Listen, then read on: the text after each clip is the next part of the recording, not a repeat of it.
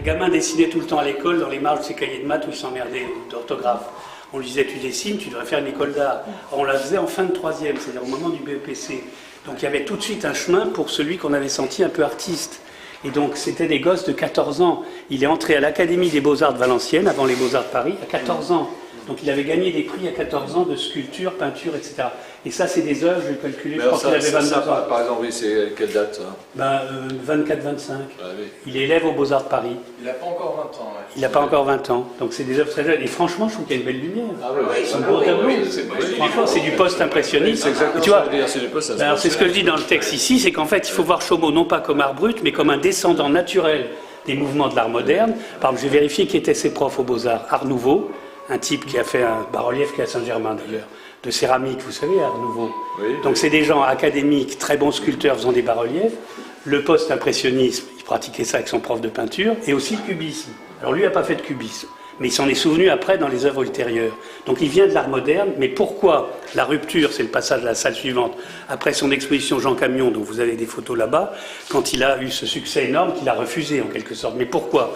Parce qu'en 60, c'est la rupture entre l'art moderne et l'art contemporain. C'est le moment où l'art prend le virage de l'art contemporain, New York, Pollock, machin, ce qui veut dire à la fois le marketing de l'art, on est toujours dedans, mais surtout l'approche scientifico-universitaire de l'art. Ça, c'est un truc que j'ai mis longtemps à découvrir. C'est-à-dire que ça n'est plus l'approche poétique. Les critiques d'art ne sont plus des Apollinaire, des Baudelaire et des Ruskin. Ça devient ou spirituel, donc il n'y a plus d'humanité, plus d'humanisme, et on pense que l'art devient scientifique, et c'est relève de l'analyse, de la pensée analytique américaine, dont le cauchemar, et ça je l'attaque dans toutes mes conférences, c'est un certain Arthur Danto qui vient de mourir, et qui disait dans une interview de Libé en 2004, mais bien fait pour lui, il disait, écoutez ça, prof de philo, spécialiste d'esthétique, disant dans une interview publique, moi je n'ai jamais eu aucun intérêt pour l'histoire de l'art, ce qui me passionne c'est l'esthétique et la philosophie. Et il le dit, il a été le plus grand théoricien de l'art contemporain. Alors je dis, que penserait-on d'un cuisinier, par exemple, d'un critique gastronomique qui dirait, moi je n'ai jamais eu aucun intérêt ni pour la cuisine ni pour les restaurants. Ce qui m'intéresse, c'est la théorie culinaire. Eh bien, l'art contemporain, c'est ça. Chaumont fait partie de ces vrais sculpteurs, vrais peintres. Bon, ça, vous voyez que c'est un vrai sculpteur. Il a fait même des tapis, des tableaux. Cette tête là-bas qui ressemble à Artaud, c'était la crémière à qui sa fille à HR achetait le lait. Moi, j'ai toujours cru que c'était Artaud. C'est en taille directe dans le granit, au burin. Je veux dire, c'est comme travailler Michel-Ange. Donc, il avait cette compétence, ce savoir et ce don. Mais ces artistes-là, et c'est toujours le cas aujourd'hui, ont été mis sur le bord de la route par ce virage anormal, presque pervers qu'a pris l'art dans les années 60 pour aller vers la société de consommation, le marketing et l'approche analytique, c'est-à-dire non littéraire. Et ça, c'est un virage fondamental. Donc, ils se sont trouvés orphelins, marginalisés de fait. Tous les vrais sculpteurs, moi, tous les peintres, c'est le cas de Jean-Luc. Tous les gens qui savent dessiner ont culpabilisé d'être bons pendant 40 ans. Pareil en littérature. C'est exactement ce que j'allais dire. Bien sûr. Donc c'est beaucoup plus large. Au terme du nouveau roman, du voilà, c'est tout ça. C'est tout ça. Donc voilà. Donc c'est beaucoup plus général. Je l'explique dans ce texte parce que les journalistes ont compris enfin que c'est comme ça qu'il faut le positionner et surtout pas art brut. On l'a mis pour art brut. Pourquoi? Son mode de vie. Le type qui va vivre dans les bois comme le facteur cheval, on dit bon c'est un facteur cheval, ça n'a rien à voir. Puis aussi parce qu'il a tout pris dans les poubelles. Alors on dit bon art de la récup, c'est de l'art brut. Mais non, c'est un artiste savant, même très savant, qui a pris ce virage par force parce qu'il était éjecté par la marche historique de l'art, par cette espèce de virage anormal dans lequel on est toujours. Alors voilà ses dessins de captivité. 1 an de captivité en Pologne. Il dessine sur des cahiers des choses qu'il a repris en revenant de captivité en 41. Parce que c'était en 40-41, ça c'est le retour du prisonnier. On voit évidemment qu'il s'est dessiné, plus personne ne peut dire art brut quand on voit ça. Il y a même un garçon qui était là hier, très intéressant, qui disait c'est très proche d'une certaine bande dessinée réaliste qui est venue après. Tout à fait. Hein, tu vois, il pourrait y avoir un livre sur le... Il pourrait y avoir un... dans une bande dessinée contemporaine. Tout à fait. Tu vois, pas Bilal, mais enfin, je ne sais pas de la situation. Il y a presque un art de la caricature au grand sens du terme. Absolument. Et donc ça, c'est la première fois qu'avec Emmerich, on montre ces œuvres qui n'ont jamais été publiques. Et les gens, c'est un choc. Ceux qui croient connaître un peu Chaumont découvrent que... Moi, je ne connaissais pas. Ah, mais tu peux pas, on ne l'a jamais montré. Même ces tableaux. Moi, regarde la belle lumière, ces 2 petits tableaux. Ils sont ravissants. Même ce tapis, il a fait 2-3 tapis comme ça. C'est étonnant. Il devient artiste décorateur. Oui, parce qu'en sortant des Beaux-Arts, il faut qu'il gagne sa vie. Par exemple, ma première femme que connaît Nicolas, Maïté, qui est peintre, Qu'est-ce qu'elle a fait quand on s'est marié? Elle faisait, vous savez, des liberties pour des marques de tissus imprimés. Ah oui, bien sûr. Beaucoup entre autres de femmes qui sortaient des Beaux-Arts gagnaient leur vie comme ça. En faisant... fait la même chose. Ben oui, absolument, Dufy a la même chose. Donc il a gagné sa vie pour une marque de tapis où il faisait des modèles de canevas. Et puis après la guerre, en 50, revenu de captivité, il a inventé ses propres tapis parce que son besoin de créer des choses qui n'étaient pas déjà faites était plus grand. Parce qu'avant, on lui demandait d'exécuter dans tous les styles des canevas pour la clientèle de cette boîte. Par exemple, on lui donnait des répertoires de style, fais-nous un tapis persan, etc. Donc il faisait très habilement et rapidement, il gagnait très bien sa vie.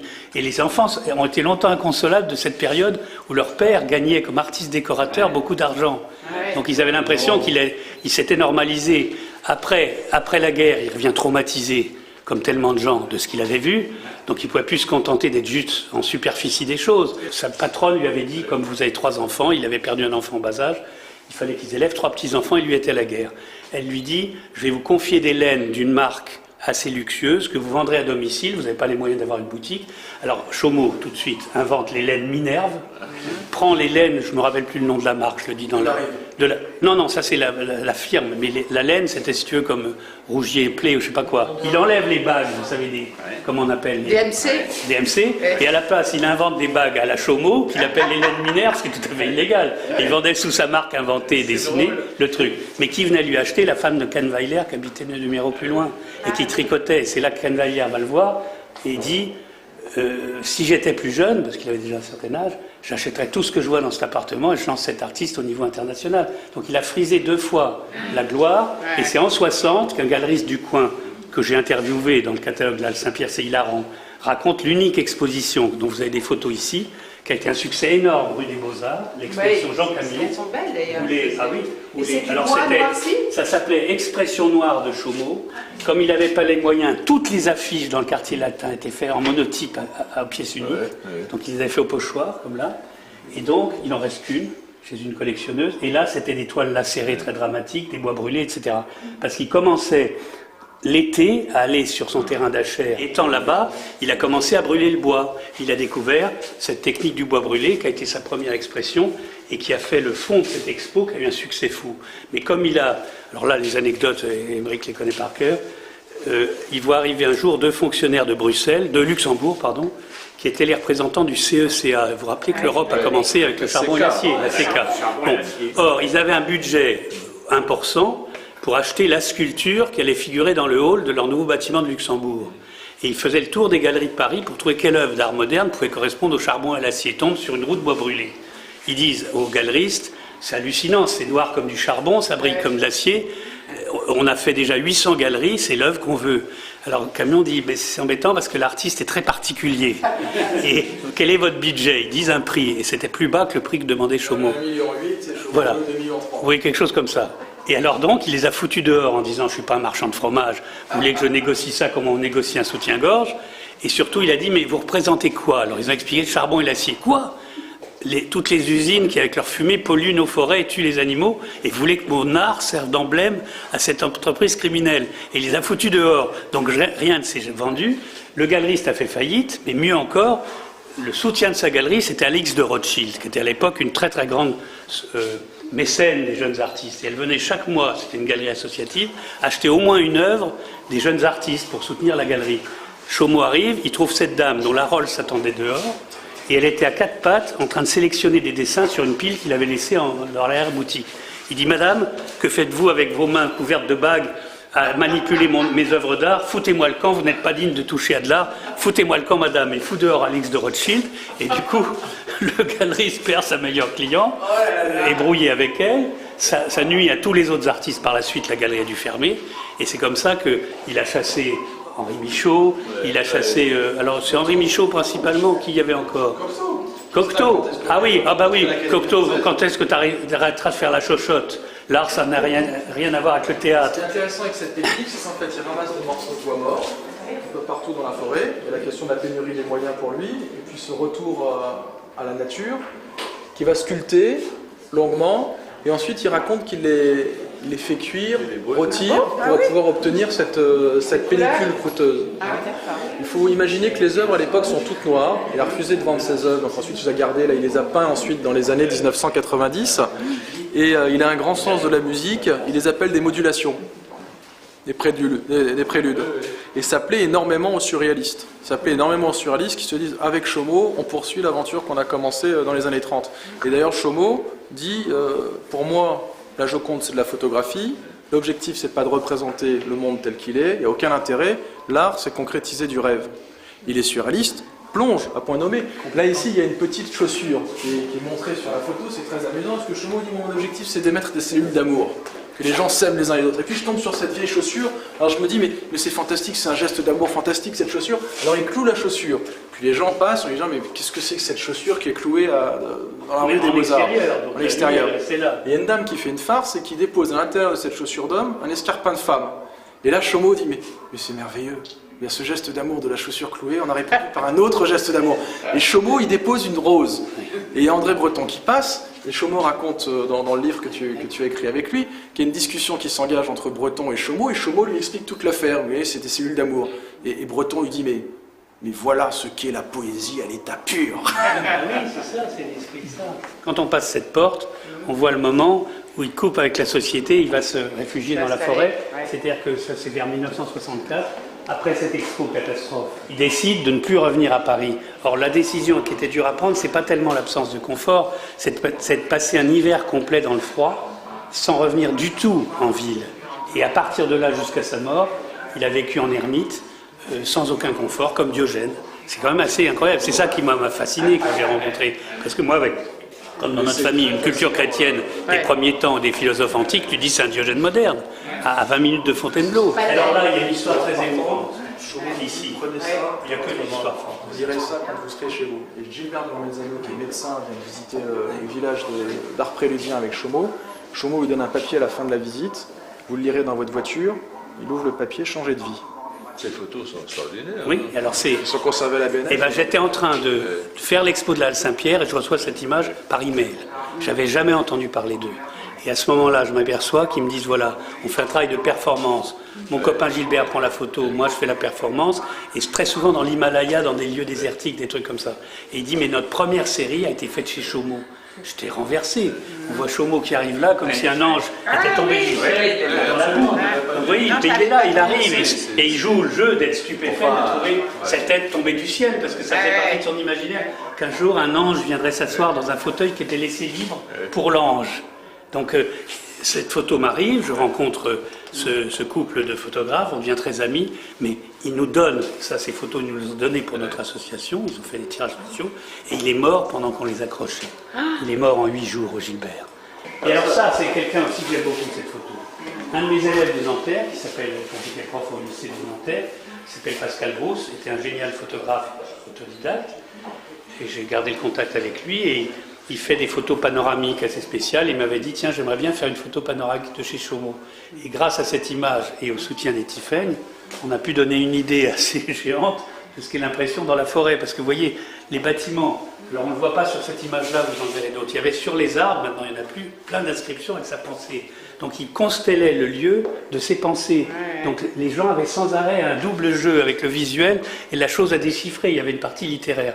Et lui se considérait plutôt comme un musicien et un poète. Et à la fin de sa vie, il disait toujours, je suis hanté par le son et j'ai dans mon bureau 2 petites caisses de toutes les bandes magnétiques qu'il a enregistrées sur des poèmes très très frappants qu'on va numériser. Il y en a un qui est presque insoutenable qui s'appelle « Ils ont brûlé le sang de la terre » et c'est une protestation contre le pétrole. Et je vous assure, quand on l'écoute aujourd'hui, on entend grésiller des puits de pétrole comme en Irak il y a quelques années et on entend Chomeau vociférer des poèmes autodidactes, si vous voulez. Et alors, il était très amusant, parce qu'il disait, j'ai remarqué une chose, c'est que quand tu dis une fois une phrase, ça prend une force extraordinaire. Et c'est tout à fait vrai. En double, en réverbération. Donc, son voisin, qui était à l'expo avant-hier, qui habitait 2 maisons plus loin, un peu sur la colline, dit, nous, on aimait bien Chomeau, parce que souvent, à 2 h du matin, on entendait hurler. Par exemple, ils ont brûlé le sang de la terre avec des musiques bizarres. Parce qu'il enregistrait, par exemple, ses abeilles, il avait 22 ruches, ses abeilles en vitesse lente.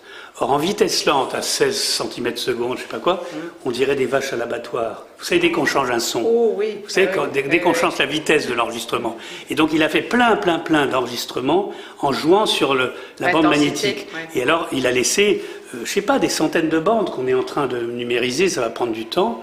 J'espère qu'elles n'ont pas trop souffert, parce qu'elles sont déjà anciennes, mais c'est un trésor radiophonique. Alors il appelait ça de la poésie sonore, parce qu'il était dans l'espace vraiment de l'oralité. Ouais. Là, c'est le préfabriqué qui est construit peu après que sa femme ait acheté la maison. Donc, c'est la maison, mais sans eau, Laurent, courante, sans sanitaire, petite ampoule, pas de chauffage. Pas de chauffage. Et le grand problème, c'est pour pouvoir conserver les œuvres, parce que rapidement la maison est pleine. Donc Chauveau construit un premier bâtiment qu'il appelle le sanctuaire des bois brûlés. Pour mettre les reliquats de l'Expo Camion qui ne pouvaient pas rester à la pluie. Et en 64-65, il construit tout seul ce bâtiment qui est plus de 5 mètres d'eau, qui s'appelle l'église des pauvres.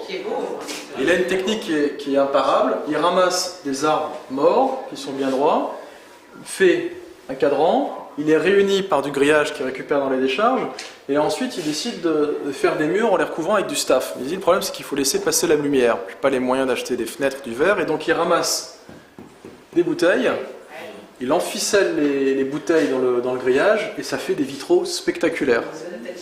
Et grâce à Émeric et à ses frères, ça tient toujours au bout de 50 ans. À l'abri de l'œuvre, ils ont amené un groupe électrogène et on a invité des amis la nuit. Et pour la première fois, on a vu ce que Chaumont n'a jamais vu, son œuvre éclairée de nuit, puisque lui, il avait juste une petite ampoule ridicule. Donc on a vu ce que Chaumont n'a jamais vu de sa propre œuvre. C'est magnifique. Alors ça ne souffre absolument pas. Il est en parfait état. Le dernier bâtiment, il est recouvert de tôle de voiture.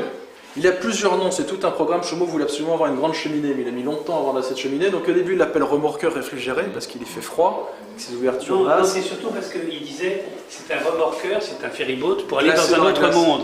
Alors il y avait un guichet pour prendre le billet pour l'autre monde, c'est-à-dire le monde de la poésie. Et il appelait ça le royaume de Chaumont. Donc c'est pour passer dans l'autre monde. Non pas la mort, mais le monde parallèle de l'invention. Il l'appelle le refuge, et c'est là où on a un énorme chantier de restauration qui a commencé l'an dernier. Et alors en fin de visite, vous auriez été chez lui, il vous prenait pendant 2 heures, vous expliquez tout. On ne pouvait pas s'en dépêtrer. Les gens venaient pour un quart d'heure, ils y étaient encore 3 heures après. Mais il vous faisait asseoir là, et il vous baptisait au vin sauvage, c'est-à-dire un hydromel de sa fabrication, où il se vantait de mettre dedans des mouches, des guêpes, tout ce qu'il pouvait trouver, des orties. Et donc il vous touchait le front avec un petit verre en disant « bois ça d'un coup, regarde pas le verre, et tu vas avoir des idées formidables ». Donc il vous baptisait à l'imagination. Et ça était formidable. Et alors là, il aimait surtout le public de jeunes. Il disait, maintenant, messieurs, dames, vous me posez toutes les questions. Chaumont répond à toutes les questions. Alors on lui posait des questions scientifiques auxquelles il ne connaissait rien, mais il trouvait des réponses. Ah oui. Moi j'aime beaucoup écouter sa voix parce que c'est la voix d'avant la télévision. C'est une voix qui n'est absolument pas normée comme la voix que nous avons à peu près tous aujourd'hui. Quand je prends des cailloux dans la main, je les libère d'un geste sur une surface. Ils prennent des places, des positions telles que la main lourde, si elle les touche, tout se détruit. À partir du moment où on libère une matière, et si on apporte le raisonnement, on détruit toute la valeur de la spontanéité et de l'intuition. Alors, on est obligé de recommencer aux sources, de revenir à l'origine de la pensée pour autre chose. En fin de compte, l'art futur, ce sera rien qu'une spontanéité, c'est-à-dire un seul geste qui libérera la matière. Pourquoi j'écris phonétiquement? Parce que justement à l'école, votre langage et votre discipline des verbes, tout ça, ça m'emmerde. Quelle empreinte auras-tu laissée sur la terre pour que ton Dieu soit content? Je suis riche de pauvreté, ils sont pauvres de richesse. Oh.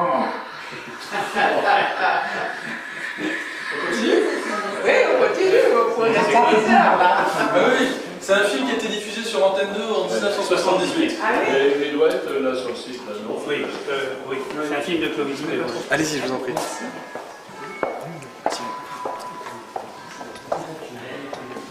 Ça, c'est la période de ce qu'il appelait ces grillages blancs, on ne disait pas par la suite. Et donc, c'était fait uniquement à la pince dans des grillages à poules. Donc, son matériau de base, c'était de donner une forme. C'est pas évident de donner une forme à du grillage. Alors, il disait une chose très belle, il disait je veux détrôner le bronze. Parce que l'œuvre que vous avez vue dans la première salle, le paysan, le but, c'était ensuite de trouver un bronze qui coûte très cher. Or, le bronze, c'est lourd et opaque. Donc, il disait moi, je fais des sculptures qui respirent. Parce qu'effectivement, en grillage, l'air passe à travers, si tu veux, donc c'est léger. Par exemple, cette sculpture-là est très légère, on peut la soulever sans problème. Donc son objectif, c'était de dire, avec l'imagination, on n'a pas besoin d'un matériau qui coûte cher, il n'y a pas besoin d'argent. Donc ça l'horripilait qu'un jeune artiste dise, j'ai pas les moyens de. Ça le mettait très en colère. Donc il a fait toutes sortes de sculptures en grillage, et celle que vous avez vue dans le film, où ils font des bidons de plastique au chalumeau, vous en verrez d'autres très belles, c'est l'époque où je l'ai connu, en 75, donc il faisait par-dessus la structure de grillage comme celle-ci, une peau, et je le trouvais hier en parlant avec un jeune homme qui connaissait ça, c'est l'anticipation de l'image numérique. On commence par une structure en grillage, oui, exact. Et sur laquelle on met ce qu'on appelle le mapping. Oui. Ben, lui, il faisait une sculpture en grillage, et ensuite, il faisait une peau de plastique fondu dans laquelle, quand il était encore mou, il incrustait il disait toujours toutes sortes de saloperies. Mais qu'est-ce que c'était? Toutes les sortes de sable de la forêt, il en avait dans des bocaux, il disait j'ai 45 couleurs de sable différents, des cailloux de différentes espèces qu'il ramassait par couleur comme un artiste. Donc c'était en fait une science de la peinture sur la sculpture. Il appelait ça ses patines. Donc il y avait toujours un travail de sculpture à la base, la forme, mais un travail de peinture en surface. Et c'est ça qui faisait vraiment la rareté de son art. Il était bon dans les deux, si tu veux. C'est pour ça que quand moi je lui disais, t'es avant tout un sculpteur, ça le mettait en colère. Il disait pas du tout, tu vois pas mon côté peintre. Et il avait raison.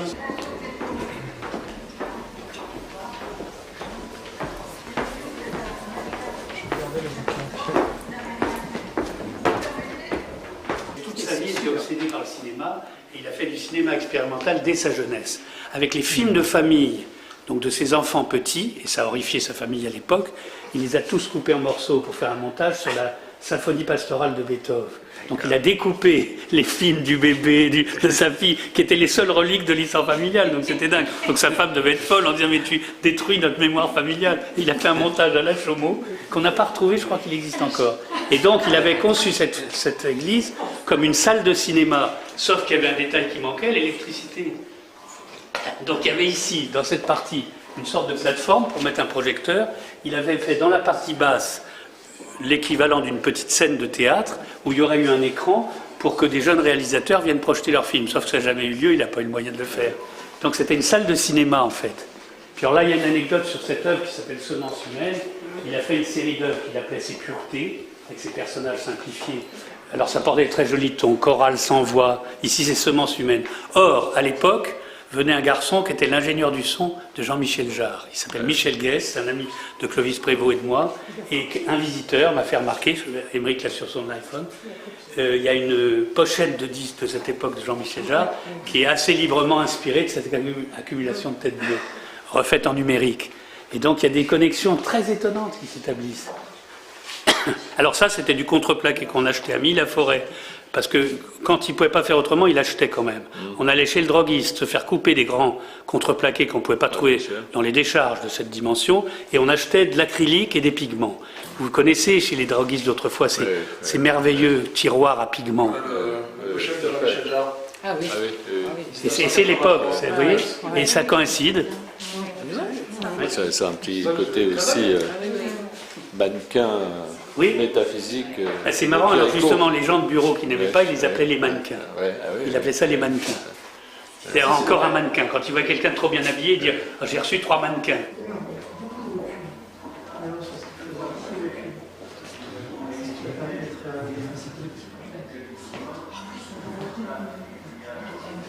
Regardez cette phrase qui résonne avec Daesh. La plus belle religion, c'est le respect de la vie. On va éditer une carte postale avec une photo de nuit de l'église des pauvres, on mettra cette phrase. La plus belle religion, c'est le respect de la vie, Chaumont. Qu'est-ce que vous voulez dire de plus? Il avait une autre phrase sur la religion que je trouve magistrale. Il disait « La religion meurt avec sa définition ». Donc contre le dogme. Parce que moi je dis toujours, il faut distinguer le religieux de la religion. La religion, c'est ce qui encadre le sentiment religieux, par exemple l'inspiration cosmique ou l'admiration de la nature. Mais la religion, c'est des dogmes, c'est des rites, c'est des interdits. Donc lui, il détestait ça, il n'aimait pas ce qui était enrégimenté. Donc il dit, la religion meurt avec sa définition, mais il avait profondément l'esprit religieux. Il portait même une croix sur ses lunettes. Mais pour une raison toute bête, parce que ça horrifiait les gens qui détestaient le christianisme, qui sont très nombreux en France, et entre autres d'anciens marxistes ou des gens de tradition juive par exemple, et donc ils détestaient ça, ils pensaient c'est un catho, etc. Mais pas du tout. Ils disaient un jour j'ai cassé mes lunettes. Comme je bricole, j'avais un bout de métal, ça a fait une agrafe que j'ai chauffé avec mon chalumeau, ça a racollé les 2 bouts de plastique de mes lunettes, et comme il m'en restait un bout, je l'ai mis en travers, ça fait une croix. Alors il dit, ça te dérange? On est tous des crucifiés, non? Voilà la réponse de Chaumont. Et tout était comme ça, très spontané. Ce qui me frappe, c'est qu'il est toujours très propre sur lui. Voilà, mais dans ces photos-là, il était très dandy. Ah oui, Moi je le disais, t'es le dandy des poubelles. T'es le dandy de l'écharpe publique. Là, il est très élégant. Oui, très. Et puis même Et son dans but. d'autres aussi. Et oui, et puis même dans sa façon précieuse de parler. Hein, c'est même un contraste. La barbe bien taillée. Oui, absolument. Alors, vous savez, comme beaucoup d'artistes qui ont conscience de leur génie, moi, c'est ce que j'appelle l'aristocratie du génie. C'est que, d'abord, je ne connais aucun génie qui n'est pas conscient de l'être, ça n'existe pas. Il sait très bien qu'il y a quelque chose que tout le monde n'a pas. Donc, il s'anoblissait comme Gérard Nerval, il se faisait appeler Roger des Aurores.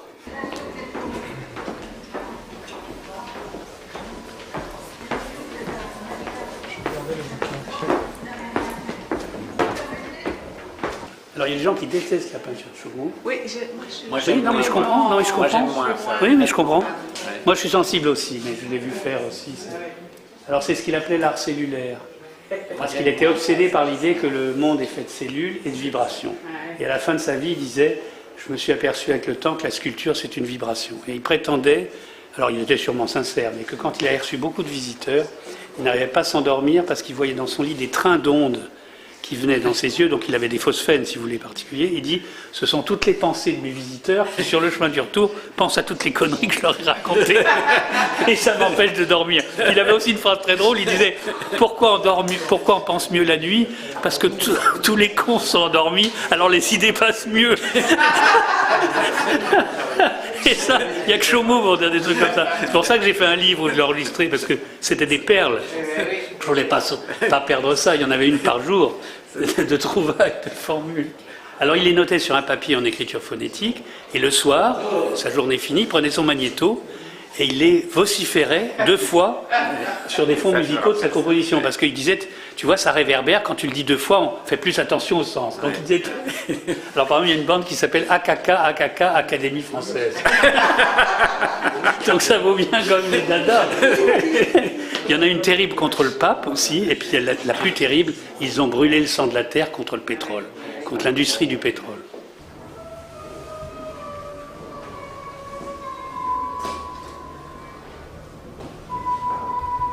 Donc quand moi j'allais le voir au début, j'étais d'abord la seule personne qui allait le voir tout seul.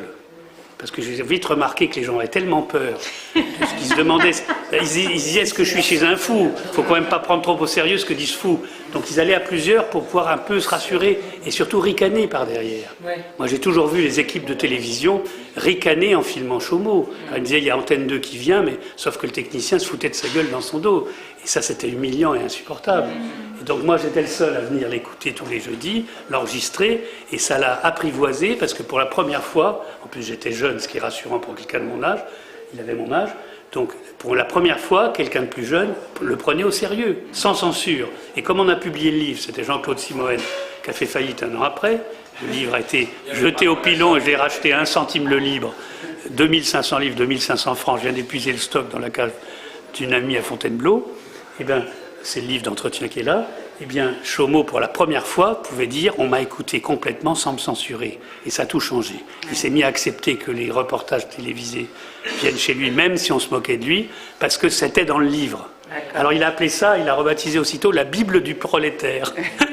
Parce que je lui avais fait écrire une préface en langage phonétique qui finissait par « pour un art populaire ». Et il considérait, bien qu'ayant fait les beaux-arts, qu'il était de la famille quand même du facteur cheval, c'est-à-dire d'artistes venant de milieux modestes et non pas bourgeois, qui avaient une spiritualité naïve, si on peut dire, mais qui n'en avaient pas honte. Et il avait raison, il était fidèle à ses origines.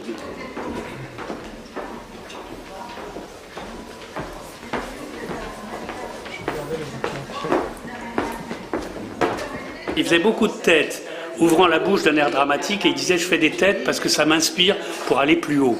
Quand je vois ma pauvre condition humaine, on est tous des misérables, je vois des gens qui espèrent, c'est la transcendance. Alors, il faisait une tête dramatique, ensuite le mapping, comme je disais tout à l'heure, en fondant Vous voyez là, c'est incrusté de plein de petits bouts verts, de sable, de cailloux, de plastique fondu au chalumeau, et donc il donne cette apparence extraordinaire qui est en fait une peinture. C'est une peinture de plastique fondu, mais c'est vraiment un travail de peintre. Quand on regarde de près, c'est vraiment très subtil. Et alors c'était ses patines. Et quand je l'ai connu, il était dans sa période dite des grillages, c'est-à-dire plastique fondu sur une structure de grillage. Et comme vous en avez une magnifique chouette là-bas, qui est vraiment une œuvre magnifique. Puis alors il y a des périodes, alors j'avais amené, je racontais ça hier soir, ça fait rire les gens, parce qu'un jour, j'essayais tellement de faire connaître pour sauver l'œuvre que j'ai contacté le patron de la DAP, c'est-à-dire la délégation aux arts plastiques, qui était le mari de cette Madame Antonios qu'on vient d'enterrer au Panthéon. Geneviève Antonios, cette résistante, etc. Bon, il s'appelait Bernard Antonios, mais il avait une particularité, c'est qu'il avait une voix extraordinairement ridicule. C'est un monsieur dont la voix chevrotait, etc. Donc je contacte ce monsieur, c'est le Ponte des arts plastiques. Je lui envoie un dossier de diapos, je lui dis, écoutez, il y a un artiste extraordinaire qu'on néglige et je voudrais vous faire connaître. Bon. Il me recontacte, ce qui n'arrivait jamais. Mais sauf qu'il m'appelle à une heure, qui n'est pas une heure de bureau, à 9h du soir. Et moi, j'avais énormément de copains artistes qui étaient tous très marrants. Donc je reçois dans mon pavillon de Seine-et-Marne un coup de fil. Allô, monsieur Dansard, c'est le ministère de la Culture. Alors je réponds, oui, qu'est-ce qu'il me veut, le ministère? Je vais vous répondre. Et je suis monsieur Antonios. Alors je dis, ah oui, Antonios, c'est pas qui j'écris il y a 15 jours. Oui, monsieur Antonios, qu'est-ce que... Et c'était le vrai. Donc je dis, merde, je rétropédale en reprenant une voix normale. Et il vient visiter Chaumont. Et là, l'histoire est hilarante, parce qu'il arrive avant l'heure. Il devait arriver un certain jour à 11h. Et Chaumont m'avait dit, viens un peu d'avance, qu'on fasse un peu le ménage, c'est-à-dire balayer un peu les feuilles, enlever les plastiques qui étaient sur les sculptures et tout. Bon, le grillage de l'entrée que je vous ai montré là-bas, le type passe dans notre dos. J'étais avec Chaumont sur son terrain et le type avait franchi le grillage sans s'annoncer. Donc, à un moment donné, à notre grande surprise, on voit le type derrière nous. Et je dis, ah, vous êtes déjà là? Il me dit... Ah mais je sais pas où est Chaumont. Je dis, ah mais il dit, je l'ai déjà vu. Et j'ai appris après coup, Chaumont, qui n'avait pas de toilette, était en train de pisser sur un seau, et donc se relever de son seau. Donc la première chose qu'il a vue de Chaumont, c'est son cul. Et donc c'est une histoire absolument hilarante, parce que c'était le représentant de la délégation aux arts plastiques. Et un an après, il se trouve qu'entre-temps j'avais divorcé, j'étais dans une période de ma vie assez compliquée. Bon, j'étais plus tellement dans cette histoire de faire la promotion de Chaumont auprès de la culture. Le type me rappelle, un an après, et je m'étonne d'avoir plus jamais eu aucune nouvelle de lui, parce qu'il avait semblé quand même très enthousiaste.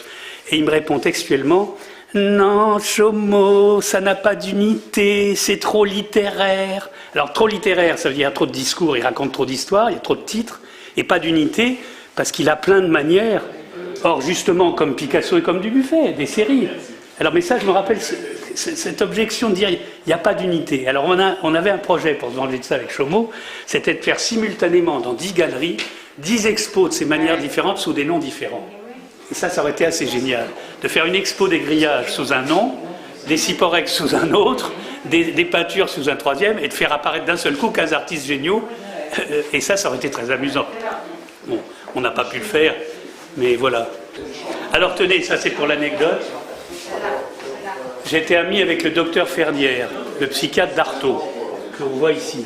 C'était mon voisin et c'est un collectionneur d'art brut. Le voilà ici.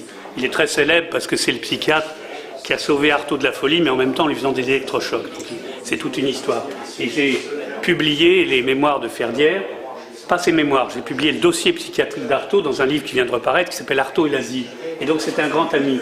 Je l'ai amené chez Chaumont, mais Chaumont adorait qu'on lui apporte une bouteille de Porto.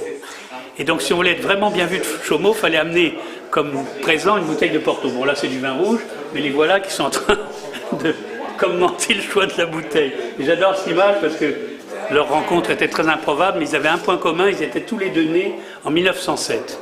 Ils étaient de la même génération. Lui, un grand psychiatre. Puis ça, c'est une amie à moi qui s'appelle Natacha Crambol.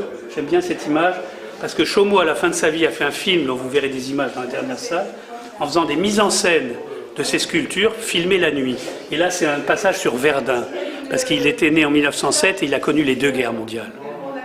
Là, il avait 7 ans en 14. Il a été très marqué surtout par l'après-guerre, où il a vu en petit garçon la construction des monuments aux morts dans toutes les communes du nord de la France qui étaient du nord. Donc il a vu cette espèce d'hommage terrible, ce mémorial permanent aux tués de la guerre de 14. C'est un traumatisme géant. Dans chaque village, vous aviez une liste de 10, 15, 20, 30 personnes. Tous les garçons étaient morts. Donc il faisait une sculpture de crâne, et il se trouve que cet ami qui ce jour-là est habillé comme ça débarque. Je trouve que cette photo est très saisissante. J'aime beaucoup cette photo. C'est un très bon peintre. Et là, c'est une image typique de nos balades dans les décharges. Parce que Chaumont était tout à fait comme ça. Vous voyez, le type qui cherche ses matériaux, un peu dandy, comme ça, on le voit. Tiens, oh là, oh non, rien n'intéresse. Ah si, ce petit bleu-là m'intéresserait. Voilà, voilà. Et puis alors, il va vous dire, par exemple, que le meilleur noir fondu au chalumeau, c'était les fonds de télévision. Parce que ça faisait un émail particulier. Tandis que certains bidons, quand on les fondait, faisait juste du pétrole, c'est-à-dire une fumée noire. D'ailleurs, il s'est esquinté les bronches parce qu'il mettait, très toxique, et il se mettait évidemment, comme tous ces gens-là, jamais de masque, parce qu'il mettait de temps en temps un mouchoir, mais il s'est abîmé les bronches à brûler au chalumeau des plastiques dangereux. Mais bon, il n'en est pas mort, c'est pas de ça. Alors voilà comment il faisait ses courses avec moi.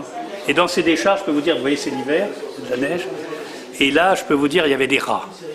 Ça, moi, j'ai passé toutes ces années-là avec Chaumont dans des décharges qui puaient l'huile de vidange, la pourriture alimentaire. Il n'y avait pas encore le tri sélectif d'aujourd'hui. Donc c'était des décharges n'importe comment, en pleine campagne, et c'est là-dedans qu'on ramassait les grillages dont il a fait ses sculptures, les bidons qu'il a fondus pour faire le revêtement de ses sculptures, et ainsi de suite. Alors ça, c'est un très beau tableau qu'il appelait l'ange sans mémoire, parce que comme vous avez vu Madame Chaumont, qui avait complètement perdu la tête, il était Alzheimer, ses enfants n'avaient pas les moyens de payer une infirmière l'été pour la garder tout le temps. Elle oubliait de fermer son gaz, etc. Donc dès le mois d'avril, il l'amenait à Achères, et lui, il la gardait. Et comme il était tout le temps affairé à travailler, à recevoir ses gens, elle s'échappait. Il y a des histoires sans nom de gendarmes qui ramenaient Madame Chaumont à 9h du soir en disant, on trouve une pauvre dame avec sa valise, marchant sur la route à 15 km en disant, je rentre chez moi. Et alors moi, elle m'appelait immanquablement Mademoiselle ou Monseigneur. Et quand Amélie, ma fille aînée, que Chaumont avait rebaptisée Étoile du Soir, c'est toute une histoire très drôle, un jour, je montre les photos du bébé, j'en avais 6. Et donc, c'est une jolie petite fille aux grands yeux marrons. Et je montre à Mme Chaumont qui aimait beaucoup les enfants. C'est 6 photos. Alors, elle voit la première, elle me dit, d'abord, c'était une petite fille. Quel beau petit garçon. Bon, c'était une fille, c'est pas grave. La deuxième photo, oh, et celui-là. Et arrivé à la 6e photo, oh, quelle nombreuse famille. Et tout était comme ça. Et alors, moi, je notais ces phrases, parce que c'était... Bon, on peut trouver ça triste, mais moi, je trouvais ça d'une poésie incroyable. Par exemple, une poule, elle était assise, l'air complètement, absente. Comme ça, une poule venait faire son guano littéralement entre ses 2 pieds. Alors elle me dit, regardez Monseigneur comme c'est bien fait. Je ne l'ai vu ni hier ni demain. C'est une phrase extraordinaire. Je ne l'ai vu ni hier ni demain. Ben oui, moi je le notais, c'est de la poésie. Alors Chaumont disait, vous voyez, elle est déjà dans un autre monde, son cerveau n'enregistre plus. Alors les gens disaient, il est cruel avec sa femme. Je ne suis pas sûr que ça vaut pas mieux que la maison de retraite. Oui, ça c'est ça. Vous voyez ce que je veux dire? Parce que nous, on est en plein là-dedans avec Francine. Et je peux vous dire que je ne suis pas sûr qu'elle n'a pas eu une vieillesse plus heureuse d'être là, parmi les poules et les abeilles. Hein? Et alors là, il y a une histoire aussi, c'est que les Japonais, qui avaient vu des photos de Chaumont sur un livre sur les architectures bizarres, sont venus un 1er novembre filmer Chaumont peignant sur sa façade la chute des étoiles, parce qu'il était obsédé par l'idée que le dérèglement climatique, on n'employait pas encore l'expression, c'est en 82, on ne disait pas encore ça, le réchauffement climatique, l'expression n'était pas passée, mais il était convaincu qu'on était en train de détraquer la planète, parce qu'il voyait au comportement de ces ruches, il en avait 22, d'abord des ruches mortes, pour avoir butiné du gaucho ou des choses comme ça, et donc il pleurait de rage quand il voyait une ruche entière tuée par les pesticides. Donc il faisait une fresque, la chute des planètes, et donc il disait, tu vois, ils vont tellement nous détraquer le temps que les astres vont quitter leur orbite et vont nous tomber sur la gueule. Donc les Japonais sont venus filmer ça, parce qu'ils faisaient un programme qui s'appelait « À la recherche d'une communauté idéale ». C'était au Japon.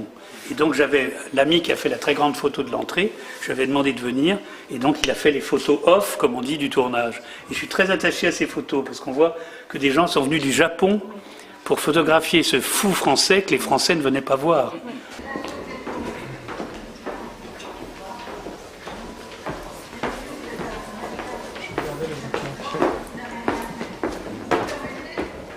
Et voilà l'une des peintures emblématiques de cette dénonciation de la société de consommation. Il s'agit d'une totoche. Elle est faite de vibrations car l'art est vibratoire. On reconnaît derrière de la peinture projetée, technique du dripping, aussi appliquée à la sculpture. Mais alors que lorsqu'on représente une femme, on veut souvent montrer une déesse mère, que ce soit dans la Grèce antique. Chomo, ici, nous montre que cette femme a un énorme ventre. C'est pas du misogynisme, il fait un homme exactement de la même manière qu'il appelle homme occidental. Grand, gigantesque, gras, gros et avec une toute petite tête. Car cette frénésie de consommation fait perdre la tête de l'humain qui ne réalise pas qu'il détruit sa planète.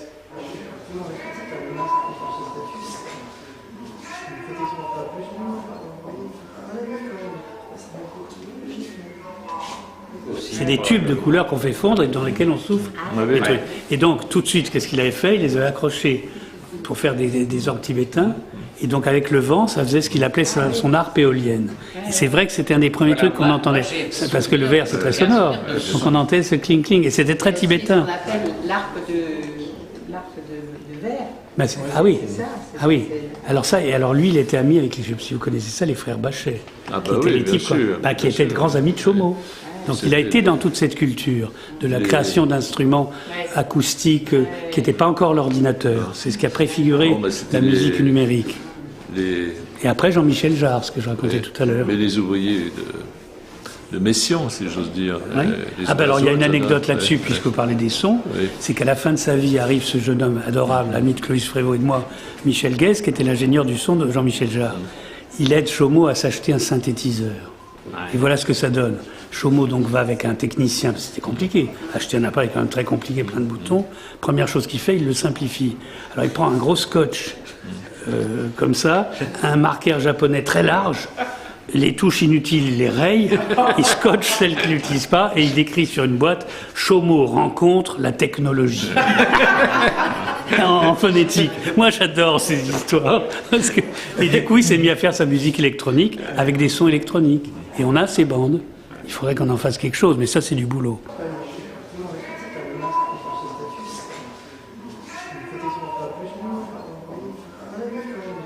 Mais enfin, il avait, comme beaucoup de gens aujourd'hui encore en France, dans le monde des arts, aucune reconnaissance sociale. Moi, je connais un nombre infini de peintres et sculpteurs, bons ou mauvais, qui sont dans une espèce d'amertume absolument totale, justement dans une époque où on a diabolisé le dessin, la peinture et la sculpture comme si c'était ringard, et où on ne valorise plus que le concept, et donc ils ont l'impression que leur vie n'a servi à rien. Il y en a qui sont au bord du désespoir.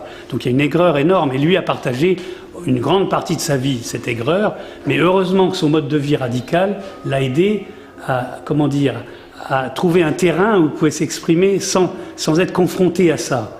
C'est-à-dire à échapper finalement à la frustration du social, vous voyez. Et c'est pour ça que je dis, il a payé le prix de sa liberté. Finalement, il a trouvé le bon chemin pour lui.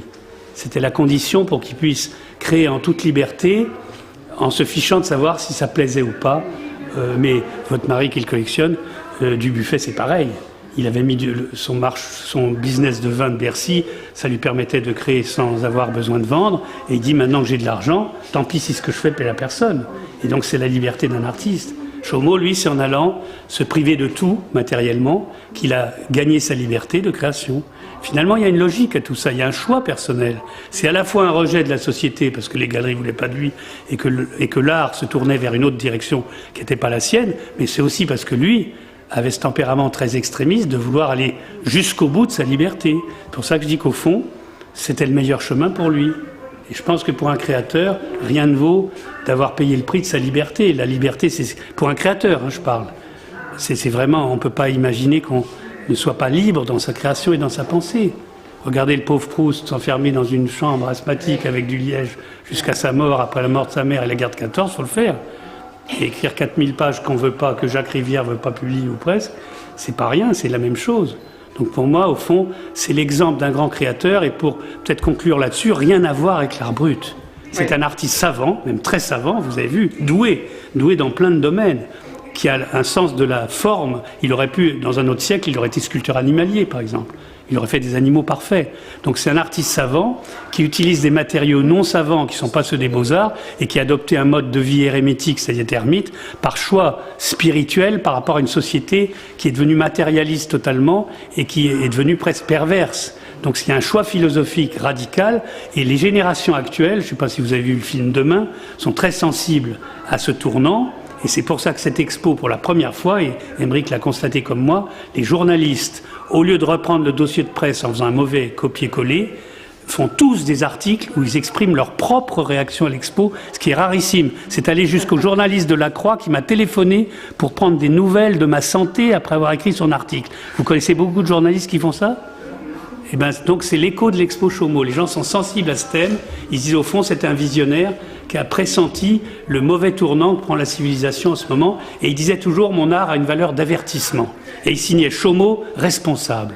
Donc c'était un enseignant. Et moi j'enseignais dans les banlieues qui brûlent pendant 30 ans par une sorte de choix semi-volontaire. Donc j'avais une grande analogie avec lui, c'est-à-dire de sentir une responsabilité par rapport à un état social qui est en train de s'enfoncer dans la catastrophe. Donc ça c'est quelque chose qu'on partageait très fort ensemble. Alors à la fin de la vie, il a fait ce film qui est un film de 24 heures, jamais monté, qui est filmé avec Clovis Prévost la nuit. C'est un film expérimental. Il fallait que ceux qui iraient le voir n'auraient pas le droit de sortir de la salle. Plus long que le Marabata, 24 heures de film. Et donc ça s'appelait Le débarquement spirituel et le scénario était ultra simple. C'est des anges, vous avez ici des petits bateaux. C'est une institut du coin qui avait fait faire un atelier avec des gosses de primaire. Et leur avait fait faire des petits bateaux en contreplaqué. Ils lui apportent une cargaison de bateaux. Alors Chaumont dit, comme toujours, on m'apporte ça de bon cœur. Donc c'est que l'invisible veut que j'en fasse quelque chose. Donc scénario de film. Alors le film c'est quoi ? Des anges. Toujours, il y avait l'obsession des anges, vous en verrez partout. Il avait laissé un fauteuil pour l'ange qui va venir s'asseoir, comme Hugo avait le fauteuil de l'ancêtre imaginaire à Guernsey. Donc, des anges viennent sur cette planète, débarquent dans sa mare à canard, parce qu'ils l'avaient eu, avec leur petit bateau, et puis explorent la planète. Mais qu'est-ce qu'ils trouvent ? Verdun, la guerre de 14 qu'il avait connue, le camp de concentration en Pologne, la pollution, la corruption et la misère humaine. Et donc, écœurés par cette planète tellement mal barrée et corrompue, ils repartent en se disant, décidément, l'être humain, il n'y a pas grand-chose à faire.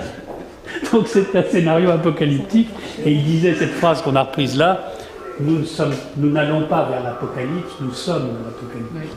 Et il disait, nous ne sommes pas à la fin du monde, nous sommes à la fin d'un cycle, comme ont été les Grecs, les Romains et les Égyptiens. Or, c'est parfaitement exact. Or, ce n'est pas un changement de culture comme passer de l'art gothique à l'art roman. C'est un changement de système technologique, c'est-à-dire de civilisation.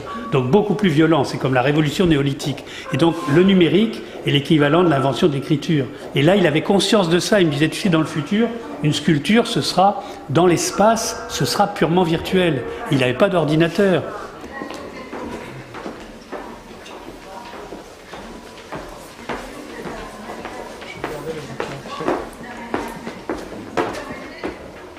Mais après, j'ai pensé, on est effectivement dans une époque de mutation, tout le monde le dit.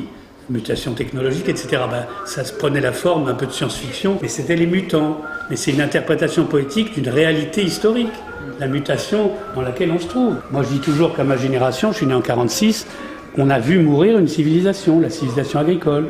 On a vu passer au monde hyper-industriel. C'est pas toutes les époques. Ma grand-mère, par exemple, a connu la naissance du cinéma, mais il n'y avait pas un tel changement au cours des 100 ans de vie qu'elle a eu. Tandis que nous, en 40 ans et 50 ans, on a vu un changement total de tout.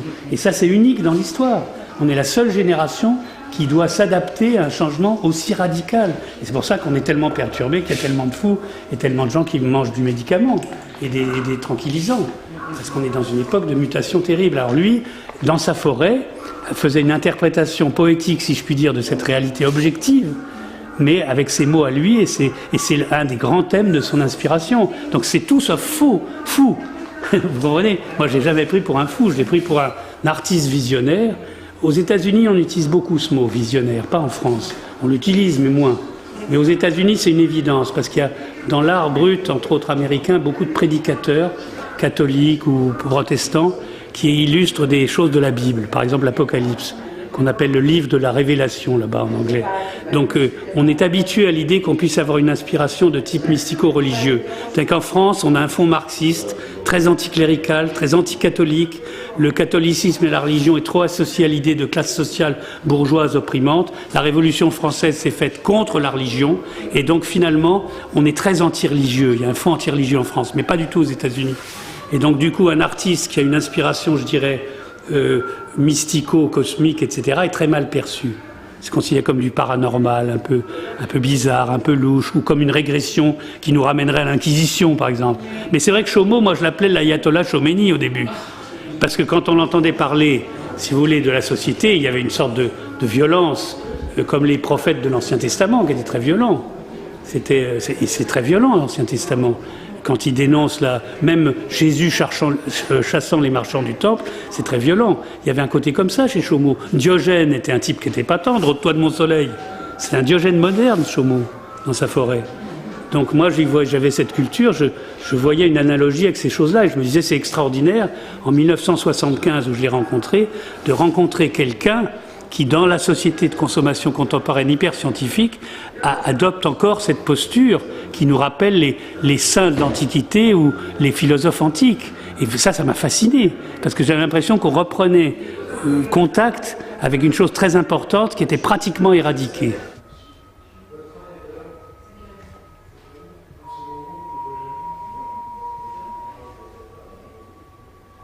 En deux mots, le bilan de la visite ce matin. Ouais, d'abord, c'est une découverte, parce que moi, je ne le connaissais pas vraiment, mais je me suis toujours intéressée à toutes ces œuvres un peu...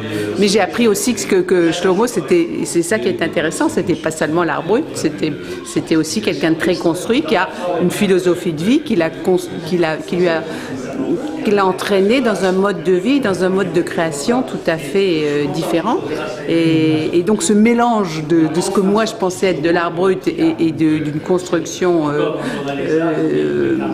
peu d'une folie et d'une obsession aussi, et elle nous a été très bien racontée par Laurent Danchin.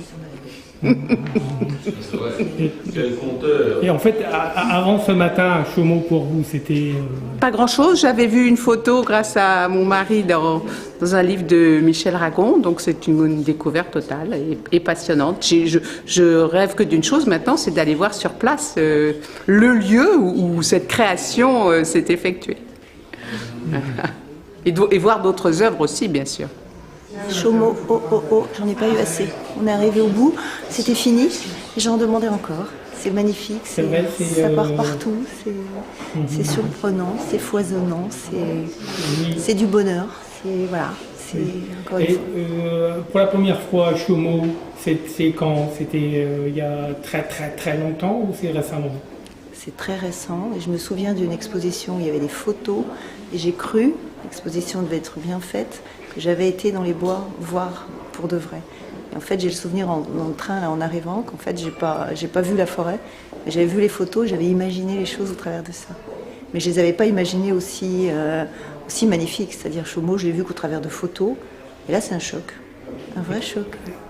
Moi, quand je visite les musées, c'est Rembrandt, c'est Watteau, c'est pas Picasso. Donc Chomo, c'est une révélation, clairement. Effectivement, je suis touchée ou pas. Et là, c'est plus que touché. C'est quelque chose de fantastique et vraiment de nouveau pour moi. Et encore une fois, c'est dommage que ce soit si court. C'est-à-dire qu'il faut en faire en double, en triple. Il faut vraiment en faire partout. Et ouais, c'est une révélation. Je crois que c'est vraiment ça le mot. Et puis c'est une révélation pour le cœur. C'est les yeux, les oreilles, c'est tout. C'est beau, c'est Chomo. Justement, c'est hors contexte. C'est de l'anti-Chomo. C'est de l'anti-Chomo. Vous avez raison, c'est hors sol. Et quand on a fait l'expo de la Halle Saint-Pierre, c'était le pari que j'ai fait. Parce que tous les amis de Chomo, très idolâtres, me disaient d'avance, mais tu vas pas muséographier Chomo. Hors de son contexte, ça n'a pas de sens. À quoi je répondais? Et un masque africain, quand tu l'as tiré de sa tribu pour lui éviter le marécage, est-ce que t'as pas bien fait de le sauver? Et donc on a pris le parti de muséographier au mieux à la Halle Saint-Pierre, et on a prouvé, pour la première fois, c'est le cas ici, que les œuvres tiennent la route en dehors de leur contexte. Alors tout le monde a dit le contraire. Si tu mets une sculpture de Chomo en dehors de sa forêt, ça ne tiendra pas la route. Et les gens ont dit, c'est des chefs-d'œuvre.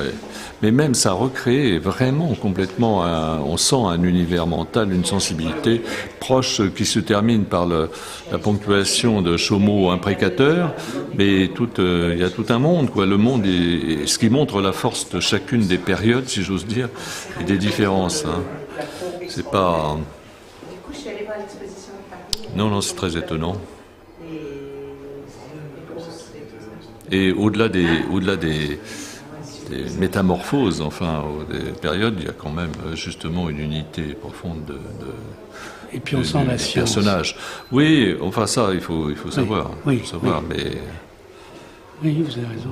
Ouais. Lui disait Ouais. mon royaume. Ouais, ouais. C'est vrai que c'est la visite sur une planète. Ouais. D'ailleurs, son dernier mot dans mon livre d'entretien, c'est quand je serai mort, vous mettrez, vous mes amis, sur la porte, Chomo, parti dans une autre galaxie, bonsoir. Ce qui est très élégant.